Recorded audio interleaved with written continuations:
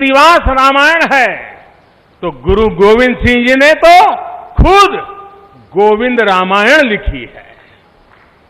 अलग अलग रामायणों में अलग अलग जगहों पर राम भिन्न भिन्न रूपों में मिलेंगे, लेकिन राम सब जगह हैं, राम सबके हैं। इसलिए राम भारत की अनेकता में एक तरह के सूत्र है। साथियों, दुनिया में कितने ही देश राम के नाम का वंदन करते हैं। वहां के नागरिक खुद को श्री राम से जुड़ा हुआ मानते हैं।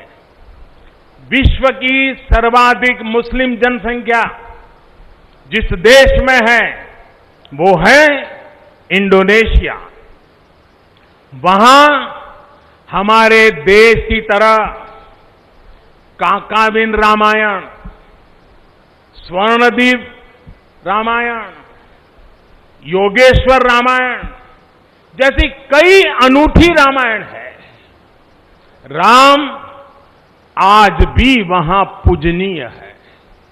कंबोडिया में रमकेर रामायण है, लाओ में फ्रालाब रामायण है, मलेशिया में हिकायत शेरी राम, तो थाईलैंड में रामाकेन है।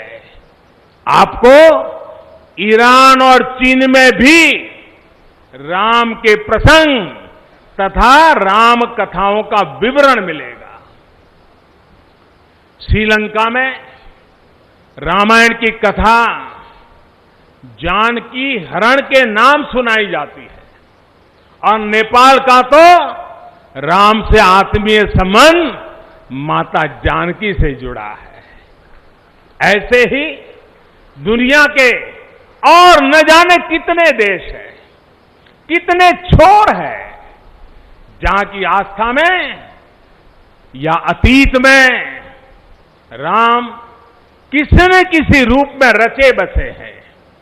आज भी भारत के बाहर दर्जनों ऐसे देश हैं जहां वहां की भाषा में राम कथा आज भी प्रचलित है। मुझे विश्वास है कि आज इन देशों में भी करोड़ों लोगों को राम मंदिर के निर्माण का काम शुरू होने से बहुत सुखद अनुभूति हो रही होगी। आखिरकार राम सबके हैं, राम सब में है। साथियों, मुझे विश्वास है कि श्री राम के नाम की तरह ही में बनने वाला है जननी जन्मभूमिश्च स्वर्गादपि गरीयसी। अपनी मातृभूमि स्वर्ग से भी बढ़कर होती है। और भाइयों बहनों, ये भी श्री राम की नीति है। और वो क्या है? भय बिनु होई न प्रीति। इसलिए हमारा देश जितना ताकतवर होगा उतनी ही प्रीति और शांति भी बनी रहेगी। राम की यही नीति, राम की यही रीति सदियों से भारत का मार्गदर्शन करती रही है। राष्ट्रपिता महात्मा गांधी ने इन्हीं सूत्रों, इन्हीं मंत्रों के आलोक में राम राज्य का सपना देखा था। राम का जीवन, उनका चरित्र ही गांधी जी के राम राज्य का रास्ता है। साथियों, स्वयं प्रभु श्री राम ने कहा है, देश काल अवसर अनुआहारी, बोले वचन विनित विचारी। अर्थात राम समय, स्थान और परिस्थितियों के हिसाब से बोलते हैं, सोचते हैं, करते भी हैं। राम हमें समय के साथ बढ़ना सिखाते हैं, समय के साथ चलना सिखाते हैं। राम परिवर्तन के पक्षगर है, राम आधुनिकता के पक्षगर है। उनकी इन्हीं प्रेरणाओं के साथ, श्री राम के आदर्शों के साथ भारत आज आगे बढ़ रहा है। साथियों, प्रभु श्री राम ने हमें कर्तव्य पालन की सीख दी है। अपने कर्तव्यों को कैसे निभाएं, इसकी सीख दी है।